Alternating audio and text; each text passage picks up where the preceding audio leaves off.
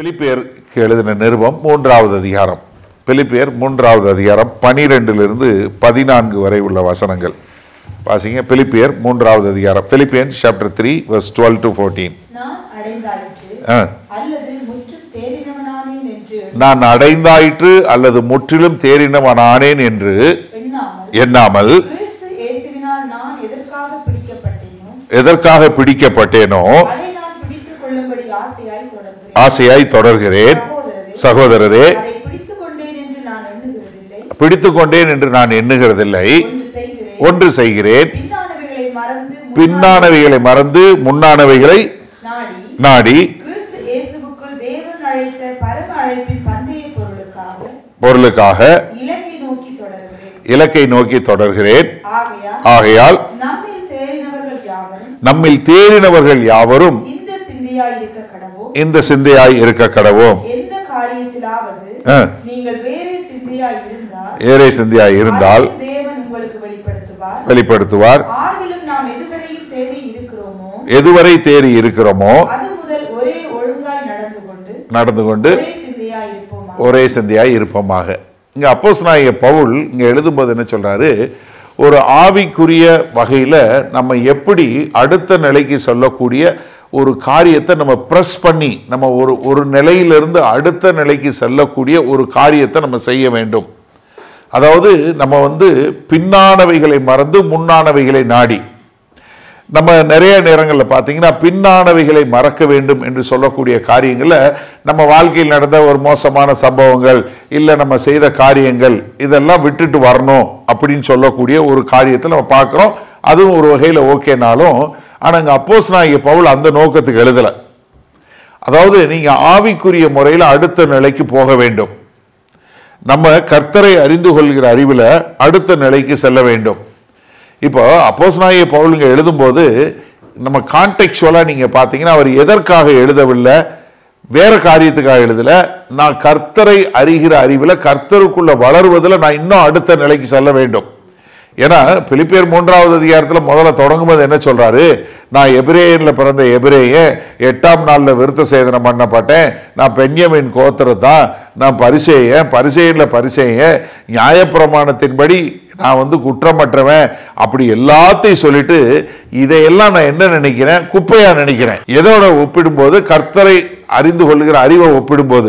அப்ப இங்க சொல்லும்போது என்ன சொல்றாரு, நான் கர்த்தருக்குள்ள வளர்வதும் ஆவிக்குரிய முறையில் அடுத்த நிலைக்கு செல்லக்கூடிய ஒரு நிலைக்கு நான் வர வேண்டும் என்பதை குறித்து தான் சொல்றாரு. அப்போ ஆவிக்குரிய முறையில் நம்ம அடுத்த நிலைக்கு போறதற்கு ஆர் யூ பிரஸிங் ஆன், நீங்க இன்னும் கொஞ்சம் முன்னேறி செல்லக்கூடியதா, உங்களை எந்த அளவுக்கு நீங்க உந்தி தள்ளக்கூடியதா இருக்கிறீங்க. ஐ பிரஸ் ஆன். யாரு? அப்போஸ்தலனாகிய பவுல் சொல்றாரு. இவ்வளவு தூரம் இருக்கிற ஒரு அப்போஸ்தலனாகிய பவுல் என்ன சொல்ற, நான் இன்னும் உந்தி தள்ளுகிறேன், நான் இன்னும் முயற்சி பண்றேன், இன்னும் அடுத்த நிலைக்கு போறேன், நான் இன்னும் அடுத்த நிலைக்கு போறதுக்கு நான் இன்னும் உந்தி தள்ளுறேன், நான் போதுன்னு திருப்தி ஆகல. நீங்க எபிரேயர் 5வது அதிகாரத்தில் பார்த்தீங்கன்னா, எபிரேயர் 5வது அதிகாரம் 12வது வசனம் எபிரேயர் நிருபம் எழுதும்போது என்ன சொல்றாரு, நீங்க எல்லாம் எப்படி இருந்திருக்கணும், காலத்தை பார்த்தா எப்படிப்பட்ட மக்களா இருக்கணும், நீங்க போதகர்களாக இருக்க வேண்டிய ஒரு காரியம். எபிரேயர் 5வது அதிகாரம் திருப்புங்க, அதுல 12வது வசனத்துல இருந்து பாருங்க. காலத்தை பார்த்தால் போதகராய் இருக்க வேண்டிய உங்களுக்கு என்ன, தேவனுடைய வாக்கியங்களுடைய மூல உபதேசங்களை மறுபடியும் உபதேசிக்க வேண்டியதாக இருக்கிறது. நீங்கள் பலமான ஆகாரத்தை அல்ல, ஆலைகள் குழந்தையாய் இருக்கிறபடியினால்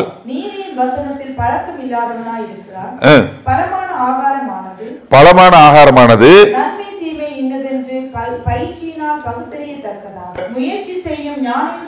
முயற்சி செய்யும் ஞானேந்திரியங்களாக தகும். ஆகையால் அடுத்த வசனம் என்ன, ஆகையால் மூல உபதேச வசனங்களை நாம் விட்டு. இன்றைக்கு என்ன நடக்குது, சபைக்கு வர்ற மக்களுக்கு இன்னும் அடிப்படை விசுவாசத்தை போதிக்கக்கூடியதான் சபை இருக்கே ஒழிய ஒவ்வொருத்தரையும் ஒரு தகுதியுள்ள ஊழியக்காரர்களாய் அவர்களை ஆயத்தப்படுத்தி ஒரு நல்ல போர் சேனையாக கர்த்தருக்கென்று வாழக்கூடிய மக்களாக மாற்ற சபை தவறிவிட்டது. இப்ப நம்ம அப்படி இருக்கக்கூடாது. நீங்க வசனத்துல பயிற்றுவிக்க நீங்க அடுத்த நிலைக்கு போகக்கூடிய ஒரு உந்தி தள்ளக்கூடியதாக நீங்க எப்படி இன்னும் யூ மஸ்ட் பிரஸ் ஆன். நான் அடுத்த நிலைக்கு போகணும், நான் கர்த்தரை அறிந்து கொள்வதிலையும் கர்த்தருக்கென்று வாழ்வதிலையும் நான் இன்னும் அடுத்த நிலைக்கு போகணும் என்று சொல்லக்கூடிய ஒரு நிலைமை. அதனாலதான் சீஷத்துவம் மிக மிக அருமையான ஒரு காரியம். நம்ம எல்லாரையும் கர்த்தர் சீஷனாக இருக்கதான் அழைத்திருக்கிறார். இயேசு கிறிஸ்து மேல விசுவாசம் வைத்து இயேசு கிறிஸ்து கிட்ட வந்தா எனக்கு ஏதாவது கிடைக்குங்கிறது இல்ல, நான் கிறிஸ்துவுக்கென்று எப்படி வாழ முடியும் என்று சொல்லக்கூடிய ஒரு காரியத்துக்கு தான் கர்த்தர் உங்களையும் என்னையும் தெரிஞ்சு கொண்டு அழைச்சிருக்கிறார். ஆனா நம்ம என்ன பண்ணிரோம், ஏதோ ஒரு சில காரியங்களை அறிந்து கொண்டு இது போதும்னு இருக்கிற நிலையில இருக்கிறது கிடையாது. மாறாக நம்ம எப்படி இருக்கணும், நம்ம அடுத்த நிலைக்கு போறதுக்கு நம்ம பிரசான் பண்ணணும். Are you doing that? நீங்க அப்படி பண்ணக்கூடிய மக்களா இருக்கிறீங்களா? ரெண்டு காரியம். முதலாவது என்ன வருதுன்னா, நம்ம என்ன பண்ணிடுறோம்னா, நம்ம ஒரு பழைய வாழ்க்கையில நம்ம அச்சீவ் பண்ண ஏதாவது ஒரு நம்ம பாஸ்ட் அச்சீவ்மெண்ட் இருக்குல்ல, அதை வச்சு நம்ம சாட்டிஸ்ஃபை ஆகும். எப்படி நம்ம ஓகேங்க, எனக்கு ஓகே, என்ன நான் செஞ்ச, எனக்கு கர்த்தரோட, எனக்கு கர்த்தரை தெரியும், நான் கர்த்தரை இந்த வருஷம் அறிஞ்சு கொண்டேன், அதுலேருந்து நான் பைபிள் வாசிக்கிறேன், நான் ஞாயிற்றுக்கிழமை ஆராதனைக்கு போகிறேன். பாருங்கள், இன்னைக்கு வெள்ளிக்கிழமை கூட ஆராதனைக்கு வந்திருக்கேன். ஹலோ, கேட்டுட்டு இருக்கீங்கல்ல? உங்கள் மனசுக்குள்ள இப்படி தான் தோணும், அவங்க தாங்க சரியில்லை, நான் அப்படி இல்லை. பார்த்தீங்களா, நான் வர்றேன், நான் வந்து சண்டேயும் வர்றேன், இந்த வெள்ளிக்கிழமை ஆராதனைக்கு வர்றேன், என்னால் முடிஞ்ச அளவு காணிக்கையும் கொடுக்குறேன், நான் எதையோ செய்கிறேன்.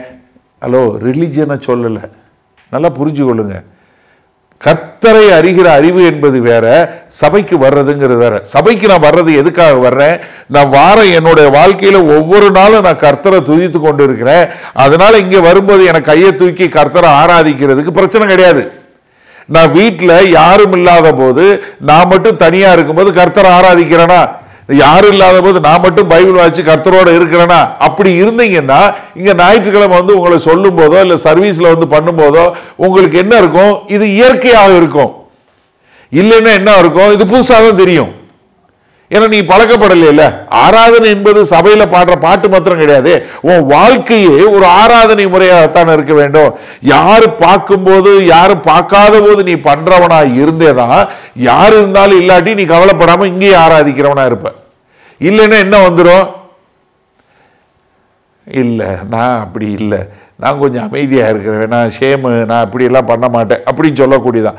அப்போ என்னன்னா, நம்ம வந்து ஒரு கடந்த காலத்தில் நமக்கு வந்த ஒரு காரியத்தை வைத்துக்கொண்டு, ஒரு பாஸ்ட் எக்ஸ்பீரியன்ஸ், ஒரு கடந்த காலத்தில் நடந்த ஒரு அனுபவத்தை வைத்துக்கொண்டு நம்ம என்ன பண்ணக்கூடாது, இது போதும்னு விட்டுறக்கூடாது, இது போதும்னு விட்டுறக்கூடாது.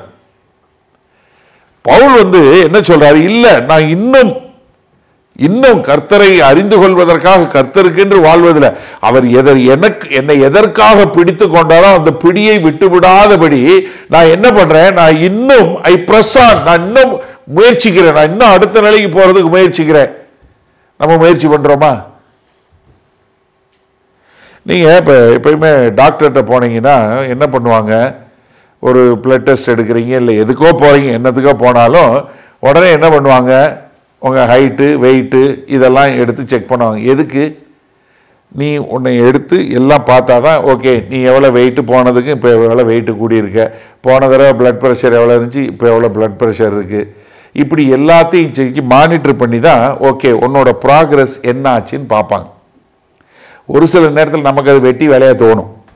ஹலோ, நமக்கு பார்க்குறவங்களுக்கு என்ன தோணும், இது என்ன நான் வந்தது வேற வேலை, எனக்கு உடம்பு சரியில்லைன்னு வந்தால் இவர் பாரு இதெல்லாம் செய்ய சொல்கிறாரு அப்படின்னு சொல்லக்கூடிய. இல்லை, ஒரு சில ஆஸ்பத்திரியில் இந்தியாவில் எல்லாம் வாங்கி வச்சுருக்க எல்லா மிஷின்லையும் போயிட்டு விட்றாங்கன்னா அது வேற விஷயம், அவங்க அப்படி சம்பாதிக்கிறவங்க நிறைய பேர் இருக்காங்க.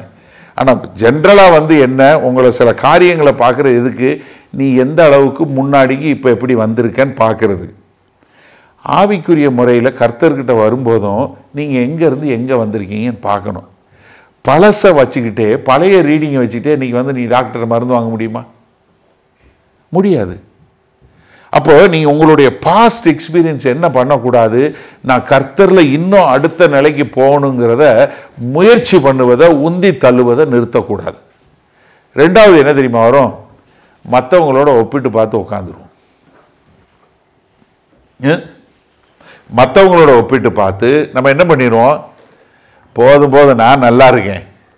நம்ம எப்பயுமே பாருங்க, உங்களை விட கொஞ்சம் தாழ்வான இருக்கவங்களோட தான் நீங்கள் ஒப்பிட்டு பார்ப்பீங்க. இன்றைக்கி வெள்ளிக்கிழமை வந்துட்டீங்க, வராதவங்க ஞாயிற்றுக்கிழமை வருவாங்க. அப்போ நீங்கள் அவங்கள பார்க்கும்போது நல்லா பாடுறாரு, நல்லா எல்லாம் செய்கிறாரு, ஒரு எக்ஸ்ட்ரா சர்வீஸுக்கு ஒன்று கூட வரமாட்டேங்கிறாரு, இவரெலாம் என்ன. இல்லை ஒரு வசனம் வாசிக்க சொன்னால் நீங்கள் டக்குன்னு எடுத்து வேகமாக வாசிச்சிடுறீங்க, உடனே உங்களுக்கு என்ன வந்துடுது. நான் அப்படி இல்லை பிரதர், எனக்கு என் பைபிள் ரொம்ப நல்லா தெரியும், நான் பயங்கரமாக இருக்கேன். அப்படியா அப்படியா, யார் கூட நீங்கள் ஒப்பிட்டு பார்க்குறீங்க?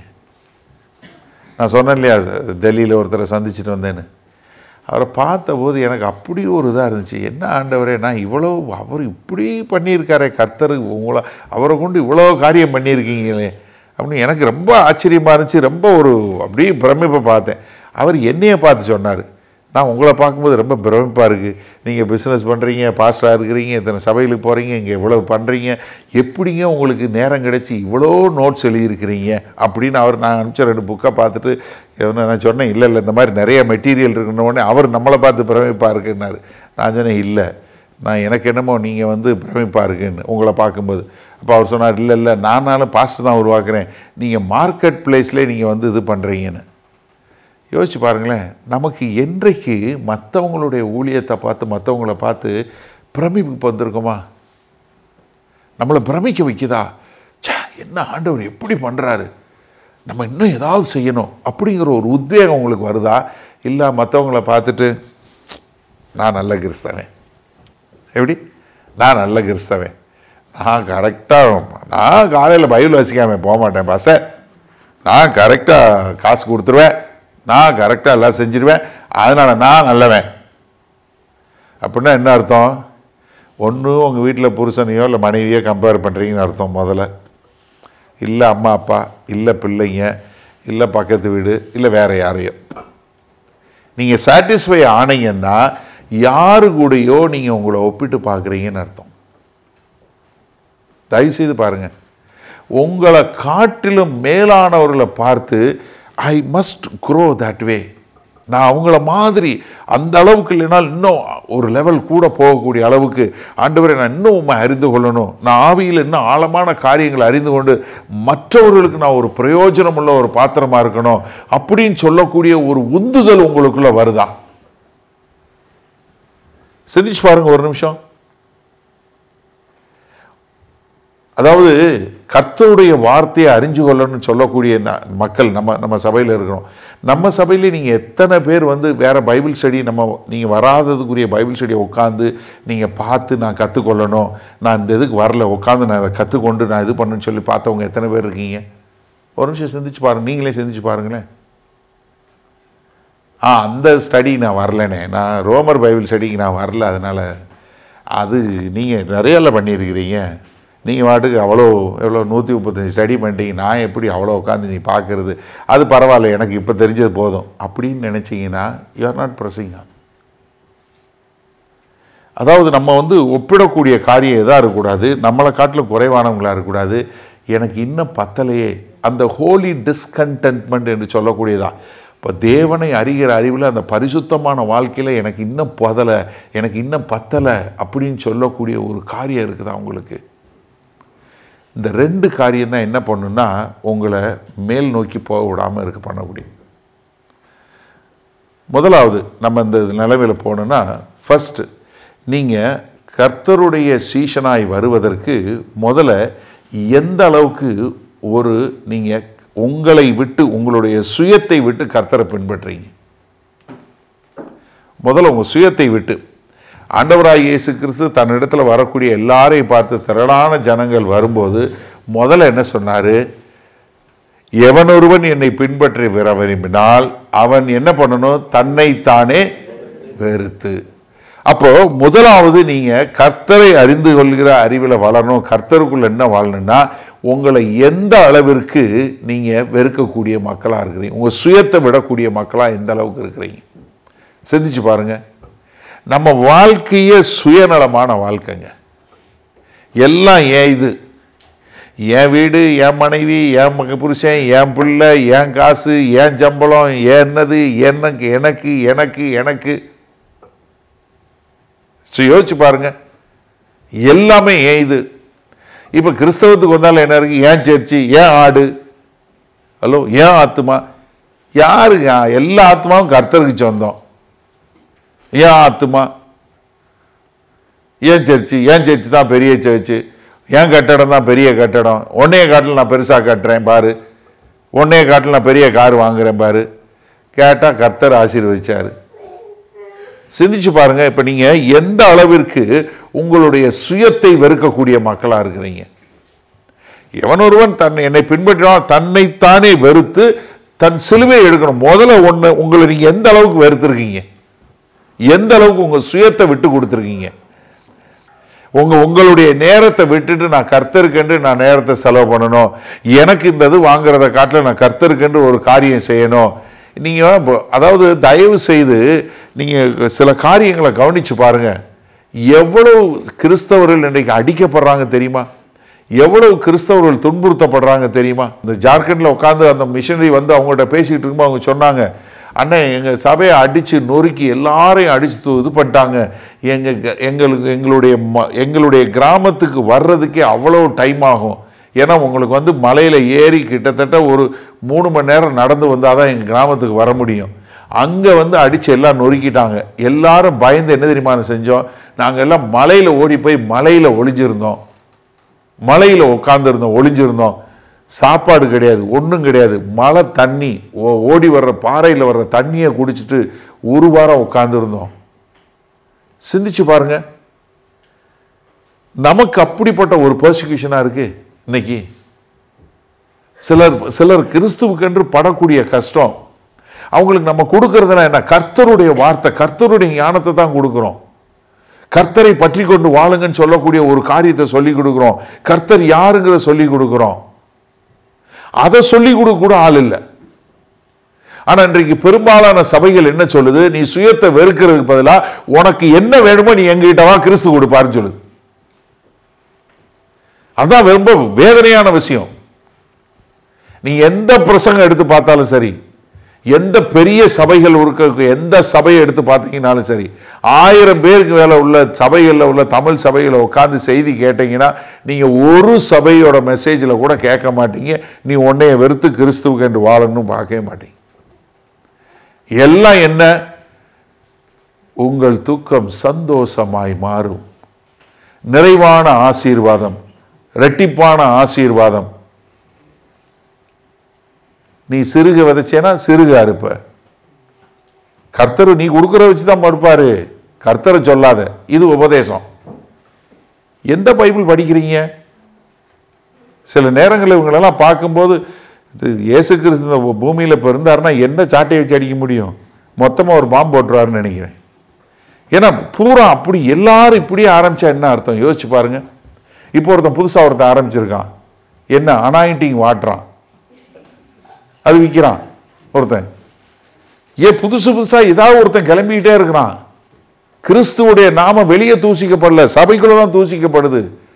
ஆயில் விற்கிறான், துண்டு விற்கிறான், பேனா விற்கிறான், தண்ணி விற்கிறான், எப்படியாவது எதையாவது வித்து காசாக்குறதா இருக்கான். எப்ப நீ உன்னைய வெறுத்து நீ கர்த்தருக்கென்று வாழு. எப்படி கர்த்தருக்கென்று வாழ முடியும்? அப்ப நீங்க நம்ம இந்த செய்தியை கேட்டுட்டு இருக்க, நீங்க எந்த அளவுக்கு உங்களை வெறுத்து கர்த்தரை நேசிக்கிறீங்க? நீங்க போன வருஷத்துல உங்களை இருந்ததை காட்டிலும் இந்த வருஷம் நீங்க உங்களை வெறுத்து கர்த்தருக்குன்னு வாழ்றீங்களா? ஹலோ, யோசிங்க ஒரு நிமிஷம். நீங்க எப்படி இருக்கிறீங்க? எனக்கு போக நான் இது கர்த்தருக்குன்னு செய்ய போறேன், என்னுடைய நேரத்தை, என்னுடைய பொருளாதாரத்தை, எதையாவது ஒன்று நான் எனக்கு இருக்கிறத காட்டிலும் நான் கர்த்தருக்குன்னு செய்ய போறேன்னு சொல்லி எப்போ நீங்கள் செஞ்சுருக்கீங்க? இந்த போன வருஷத்தை விட இந்த வருஷம் செஞ்சீங்கன்னா நீங்கள் நிஜமாவே நீங்களும் பிரசான் பண்ணுறீங்க. இல்லைன்னா தயவு செய்து நீங்கள் மாறணும். முதல்ல உங்களை வெறுக்கிறது. ரெண்டாவது, உங்களுடைய வாழ்க்கையில் எந்த அளவுக்கு நீங்கள் ஒரு தியாகமான சாக்ரிஃபிஷியல் லைஃப் இருக்கு. தன்னைத்தானே வெறுத்து தன் சிலுவையை எடுத்துக்கொண்டு, சிலுவைங்கிறது நமக்கு உண்டாகக்கூடிய வழிதான். கர்த்தராகிய இயேசு கிறிஸ்து சிலுவையில் எல்லாத்தையும் நிறைவேற்றிட்டாரு. இப்போ நம்ம என்ன செய்யறோம்னா அந்த இதுக்காக அவருக்காக வாழ்றோம். 2 கொரிந்தியர் 5:15 என்ன சொல்லுது? பிழைத்திருக்கிறவர் இனி தங்களுக்கென்று பிழைத்திராமல் தங்களுக்கென்று மரித்து உயிர் தெழுந்த கிறிஸ்துவுக்கென்று பிழைத்திருக்க வேண்டும். அப்ப நம்ம நம்மளுடைய சிலுவையை எடுத்துக்கொண்டு வானா உன் சித்தம் இல்லாம கிறிஸ்துவனுடைய சித்தம் செய்யக்கூடியவனா இருக்கிறியா? எந்த அளவுக்கு நீங்க ஒரு தியாகம் உள்ள ஒரு சாக்ரிஃபிஷியல் லைஃப் வாழ்றீங்க? சாக்ரிஃபிஷியல் லைஃப் இருக்கு அவங்க கிட்ட. முதல்ல நான் ஒரு நேரம் சாப்பிடாம டைம் எடுத்து ஜெபம் பண்ணி இதை கர்த்தருக்கு என்று நான் அந்த டைம் எடுக்க போறேன். எப்போ நீங்க எடுத்து உட்காந்தீங்க? சிந்திச்சு பாருங்க ஒரு நிமிஷம். ஆனா நம்ம எல்லாம் என்ன சொல்ல, கிறிஸ்தவன் டயலாக் என்ன, அண்ணே எனக்கு ஒரு நேரம் சாப்பிடலன்னா தலை வலிக்குனே,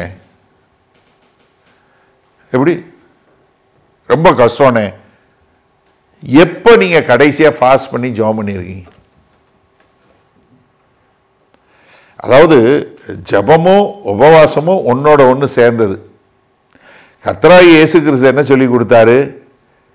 வென் யூ ஃபாஸ்ட் தான் சொல்லி கொடுத்தாரு. நீ உபவாசிக்கும் போதும் தான் சொல்லி கொடுத்தாரே ஒழிய ஒருவேளை நீ உபவாசித்தால் சொல்லலை. ஹலோ, ஆண்டவராகிய இயேசு கிறிஸ்து சொல்லி கொடுக்கும்போது when you fast like this தான் சொல்லி கொடுத்தாரு. நீ எப்படி உபவாசிக்கும் போது எப்படி உபவாசிக்கணும், மத்தேயு 6வது அதிகாரத்தில் அதான் சொல்லி கொடுத்தாரு. நீ உபவாசிக்கும் போது எப்படி உபவாசிக்குன்னு சொல்லி கொடுத்தாரு. முதல்ல எப்படி உபவாசிக்க கூடாதுன்னு சொல்லிட்டு எப்படி உபவாசிக்குன்னு சொன்னாரு. அப்ப என்னன்னா கர்த்தராகிய இயேசு கிறிஸ்து என்ன தெரிஞ்சு கொண்டாரு? கிறிஸ்தவன் எப்பயும் உபவாசத்துல இருப்பான்னு புரிஞ்சு கொண்டாரு. இப்ப உபவாசம்னா நம்ம நாட்கள்ல இப்போ இருக்க உபவாசம்னா என்ன பண்ணலாம்? சாப்பாடை காட்டில என்ன தெரியுமா பெரிய உபவாசம் இருக்கணும்? உங்க போன் தான். ஒரு நாள் இன்டர்நெட் ஃப்ரீ இருந்து பாருங்க. இப்போ எந்த அளவுக்கு நம்மளை உள்ளுக்குள்ளே வந்துருச்சுன்னா, இப்போ ஃபோன் இல்லைன்னா நம்மளால் இயங்க முடியாத அளவுக்கு போயிட்டோம். நம்ம ஃபோன் நம்மளை கட்டி போட்டுருச்சு. உங்கள் கிரெடிட் கார்டு, உங்கள் டெபிட் கார்டு, உங்கள் மெசேஜு, உங்களுடைய இப்போ ஃபோன் இல்லைன்னா ஒன்றுமே தெரியாது. ஃபோன் இல்லாமல் இருக்க முடியாது. முன்னாடி மனப்பாடமாக தெரிஞ்ச நம்பர் இப்போ ஒருத்தருக்கு யார் நம்பரும் தெரியாது. முன்னாடி எல்லா நம்பரும் எல்லாரும் என்கிட்ட கேட்பாங்க, அந்த நம்பர் இந்த நம்பர் எல்லா நம்பரும் சொல்லி. இப்போ எனக்கே தெரியாது பாதி நம்பர். ஞாபகம் வச்சா கூட உள்ளக்குள்ள போக மாட்டேங்குது. யோசிச்சு பாருங்க. அதாவது நம்ம எந்த அளவுக்கு டிபெண்ட் ஆகிட்டோம் பாருங்க.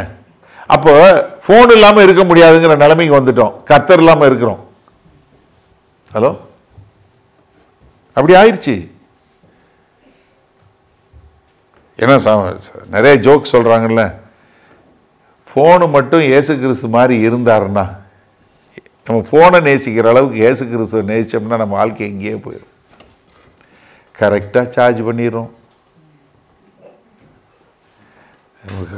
ஐயோ பேட்டரி சார்ஜ் ரொம்ப கம்மியாக இருக்குது, கொண்டா சார்ஜை போடு, இதில் போடு. எங்கே போனாலும் வயரோட, இந்த ஃப்ளைட்டில் வரும்போது இல்லை ஏர்போர்ட்டில் பார்க்கும்போது வயரோடு எத்தனை பேர் அலைகிறான்னு நினைக்கிறீங்க? கொஞ்சம் நின்னா நம்ம மேலே சொல்லிடுவான் போல இருக்கு. இப்படியே தான் அலைகிறான். எங்கடா எந்த ப்ளக் பாயிண்ட் இருக்கு, எங்கே சார்ஜ் போடலான்னு. ஏர்போர்ட்டுக்குள்ளே ஃபுல்லாக நம்ம யோசிச்சு பாருங்களேன், எவ்வளோ டெஸ்பரேட்டா. இதில் பாதி பேர் பவர் பேங்க் வேற வச்சிருக்கான். இதே அளவுக்கு நீ இயேசு கிறிஸ்துவை நேசிக்கிறீங்களா? அதில் ஒரு சிம் கார்டு போடுறோம். சிம் கார்டு போட்டு அந்த சிம் கார்டு கரெக்டாக காசு கட்டிடுறோம், இல்லை டாப்அப் பண்ணிடுறீங்க.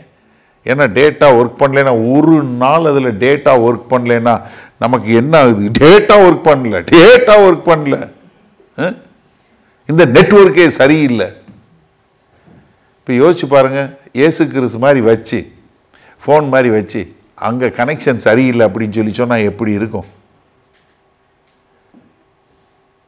சிந்திச்சு பாருங்க தயவு செய்து. ஏன்னா நீங்கள் உடனே உபவாசம், அண்ணே நான் 40 நாள் அப்போ அந்த நாளில் இருப்பேனே, 41ஆவது நாள் சேர்த்து சரி பண்ணிடுவேனே, அந்த உபவாசம் சொல்ல நான். அது எப்படா 40 நாள் வரும்னு வெயிட் பண்ணிகிட்டே இருப்பான். அது இல்லை. எப்பொழுதுமே நமக்கு அதாவது நம்மளுடைய சரீர சத்தத்தை காட்டிலும் கர்த்தரோட சத்தம் கேட்குதான்னு. இப்போ எந்த அளவுக்கு நம்ம ஒரு சாக்ரிஃபிஷியலாக வாழ்கிறோம்.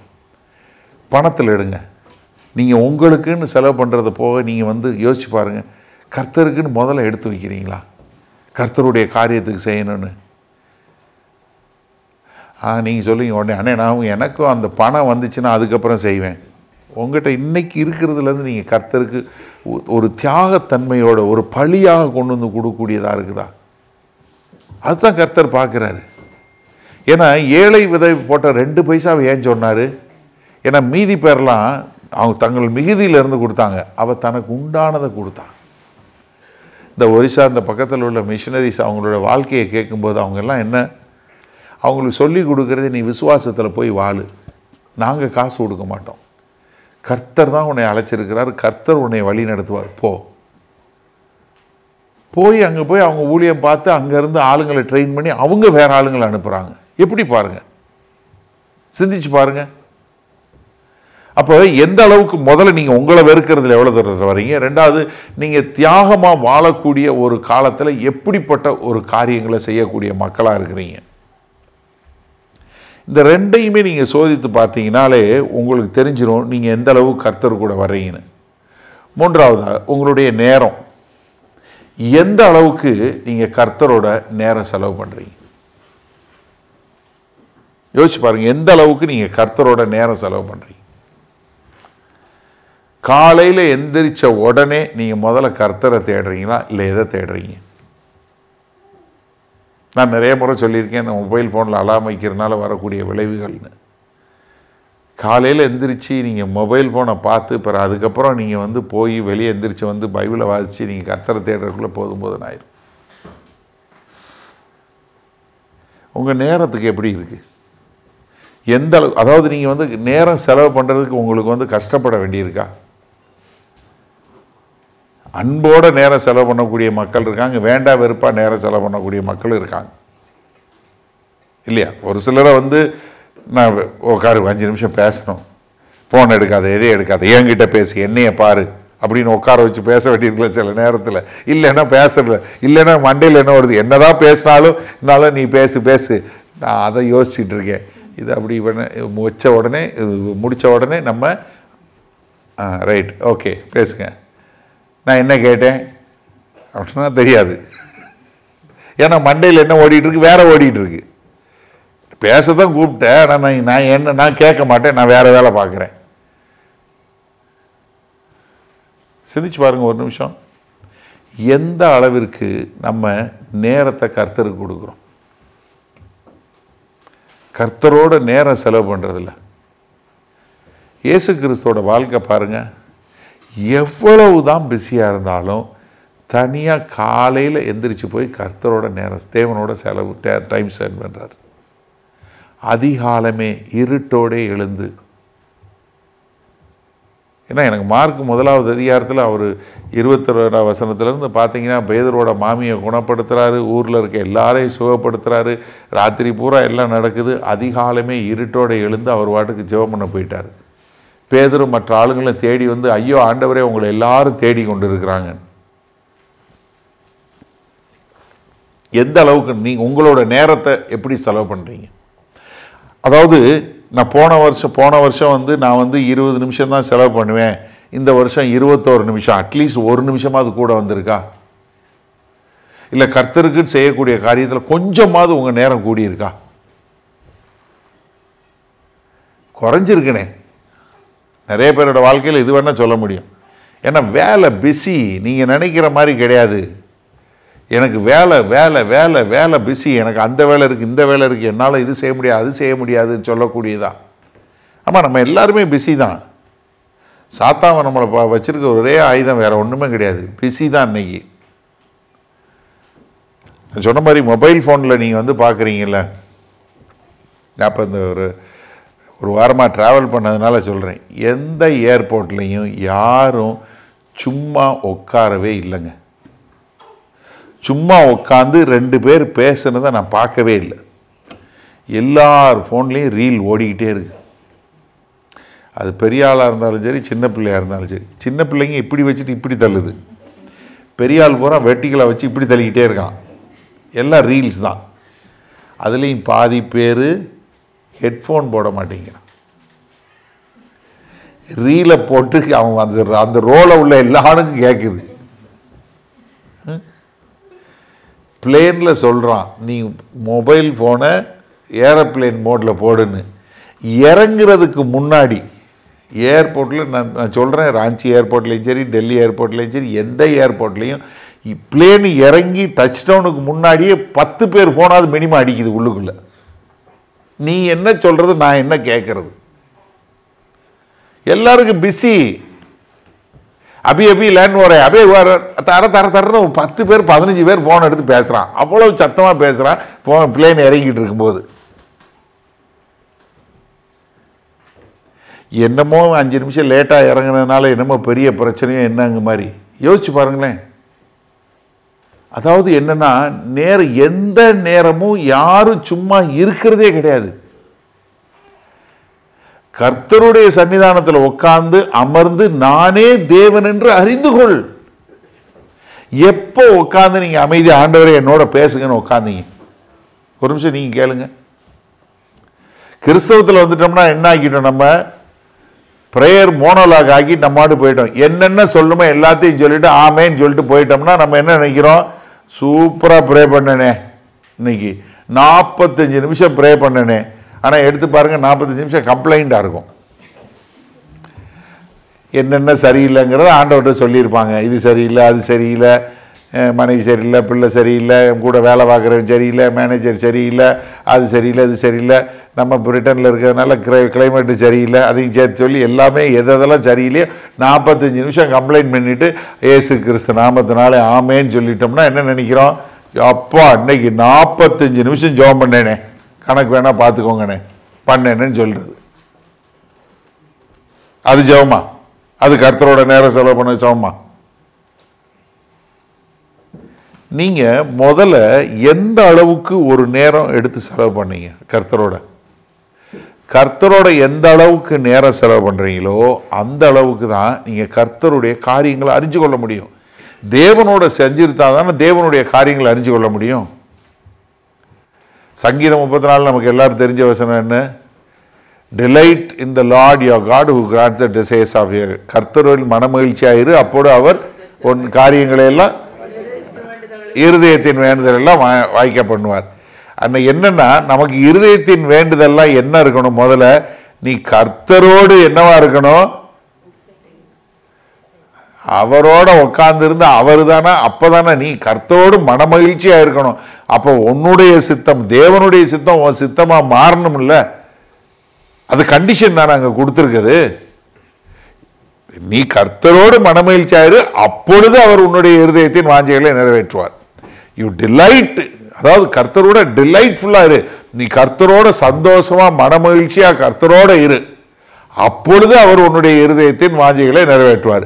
அப்ப என்ன, நீ கர்த்தரோட மனமகிழ்ச்சியா இருக்கும்போது அவர் என்ன, அவருடைய வாஞ்சையும் உன் வாஞ்சையும் ஒன்னா மாறும். அப்பதான் அவர் உன் வாஞ்சையை நிறைவேற்றுவார். நம்ம முன்னாடி பகுதியை விட்டுறது. ஆண்டவரே உங்க வார்த்தையில சொல்லியிருக்கீங்க, ஏன் இருதயத்தின் வாஞ்சையெல்லாம் நீங்க நிறைவேற்றி சொல்லுவீங்க, என் வாஞ்சையெல்லாம் இதுதான், என் ஏக்கமெல்லாம் இதுதான். எது கர்த்தருக்குரியதா? அப்ப கர்த்தருடைய எந்த அளவுக்கு நேரம் செலவு பண்றீங்க? கர்த்தரோடு தனித்து இருக்கக்கூடிய டைம் இருக்கா உங்களுக்கு? தயவு செய்து நீங்க நல்லா சிந்திங்க. நீங்க கடைசியா எப்ப ஆண்டவரே என்னோட பேசுங்கன்னு உட்கார்ந்துருக்கீங்க? 5 நிமிஷம் சொல்லுங்க. நிறைய பேர் பண்றதே கிடையாது. ஆண்டவரே என்னோடு பேசுங்க, நான் I want to hear you, நான் உங்களுடைய சத்தம் கேட்க விரும்புகிறேன், என்னோட பேசுங்க. என்னைக்கு நீங்கள் தனியாக உட்காந்து ஆண்டவரோட கேட்டுறீங்க? என் ஆட்டுக்கு என் சத்தம் கேட்கும். யோவான் 10 சொல்கிறார், my sheep knows my voice. என் ஆட்டுக்கு என் சத்தம் தெளிவாக கேட்குன்னு சொல்கிறார். உங்களுக்கு எப்போ கர்த்தருடைய சத்தம் கேட்டுச்சு? நீங்கள் எப்போ கர்த்தரோட தனியாக உட்காந்துருக்கீங்க?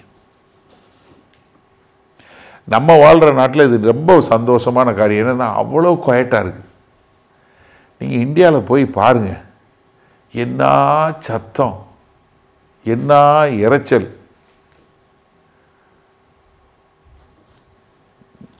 சமீபத்தில் ஒருத்தவங்க வீட்டுக்கு போயிருந்தேன். ஒரு பக்கத்தில் மசூதியிலேருந்து இதுக்கு பாத்தியா ஓதுறதுக்கு சத்தம் போடுறான். அவன் போட்டாங்கிறதுக்காக பக்கத்திலே எதிர்த்த மாதிரி இருக்க ஒரு இந்து கோயிலேருந்து கஞ்சி ஊற்றுறோன்னு சொல்லி அவன் பாட்டு போடுறான். அப்போ அவர் சொல்கிறாரு, அவன் போட்ட உடனே வேணுன்னே பாட்டு போடுறான், 2 பேரும் போட்டு சத்தம் போடுறான், நாங்கள் வீட்டுக்குள்ளே இருக்க முடியல. சத்தம் அவ்வளோ இறைச்சல். ஆனால் நம்ம ஊர் அப்படியா? நீங்கள் தனியாக உட்காந்தீங்கன்னா நம்ம வயிற்று சத்தமும் கேட்கும். எனக்கு தெரியாது, ரொம்ப நாள் தெரியாது முதல்ல. ஏன்னா இங்கே வந்ததுக்கு அப்புறம் தான் இந்தியாவில் யாருக்காச்சும் வயிறு சத்தம் கேட்டிருக்கு? கிடையாது. எந்த ஊர்லேயும் அங்கெல்லாம் இருக்க சத்தத்தில் நம்ம போட்டாலே கேட்க மாட்டேங்குது. ஆனால் இங்கே வந்து உட்காந்தீங்கன்னா பாருங்களேன் அமைதியாக. முதல் நான் அந்த ஊருக்கு வந்துட்டு ஒரு இங்கிலீஷ் ஹோம் குரூப் போனால் ஒவ்வொருத்தரோட வயிற்றுலேருந்து ஒரு சத்தம். எனக்கு ஆச்சரியமாக இருந்துச்சு, ஏன் நம்ம வயிறு சத்தம் போடுது, என்னடா இது அப்படின்னு. இவ்வளோ நாள் போட்டு தான் தெரிஞ்சு நமக்கு கேட்கலை, இங்கே கேட்குது. அப்போ என்னென்னா, நீங்கள் கர்த்தர் பேசிட்டு தான் இருக்காரு. ஹலோ, கர்த்தர் பேசிட்டு தான் இருக்காரு, நம்ம கேட்கல, ஏன்னா சுற்றி சத்தம். ஆனால் இங்கே நீங்கள் தனியாக உட்காந்து பாருங்கள், கர்த்தர் முன்னாடி நீங்கள் தனியாக உட்காந்து பாருங்கள், நிச்சயமாக கேட்கும், கர்த்தருடைய சத்தம் கேட்கும்.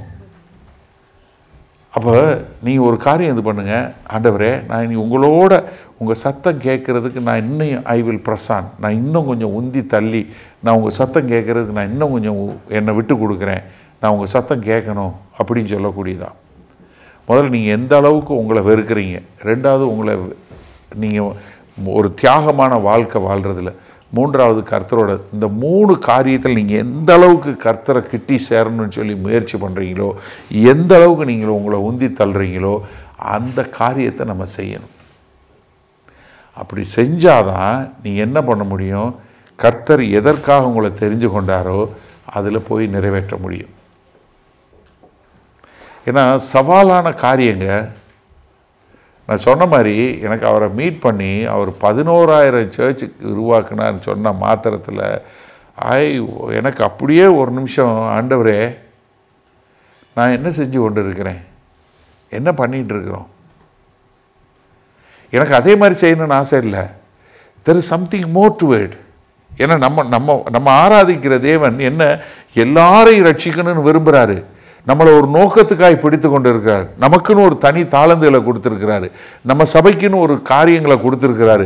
அந்த காரியத்தில் நம்ம சபையை எப்படி பண்ணுறோம், நம்ம அந்த காரியத்தில் நம்ம கர்த்தர் இன்னும் கொஞ்சம் போகக்கூடிய ஒரு காரியம் பண்ணுறோமா, இல்லை நம்மளும் சுயமாக வாழ்கிறோமா? சபையை நம்ம எப்படி வாழ்கிறோம்? ஒரு தனிப்பட்ட முறையில் ஒன்று, சபையாக நம்ம எப்படி வாழ்கிறோம்? சபையா ஒரு உதாரணத்துவம் உள்ளதில் ஒரு வாழ்கிறோமா, இல்லை மற்ற சபைகளை காட்டில் நம்ம நல்லா இருக்கிறோம்னு சொல்லி சந்தோஷமாக இருக்கிறோமா? ஹலோ, நம்மளும் வந்துடக்கூடாது. ஏன்னா நம்மளும் மீதி யாருமே எதுவுமே செய்யல, நம்ம இவ்வளோ பேருக்கு இவ்வளோ செய்கிறோம், நம்ம புஸ்தகமெல்லாம் அடிக்கிறோம், எல்லாருக்கும் புஸ்தகம் கொடுக்குறோம், எல்லாரையும் ட்ரெயின் பண்ணுறோம், நம்ம நல்லா தானே பண்ணோம். இல்லை கிடையாது. இதற்கு மேலாக கர்த்தர் நம்மை கொண்டு என்ன செய்ய விரும்புகிறார், சபையை நம்ம எல்லாம் எதற்காய் பிடித்து கொள்ளப்பட்டிருக்கிறோம், அதில் நம்ம இன்னும் அடுத்த நிலைக்கு போகக்கூடிய காரியத்தை செய்கிறோமா?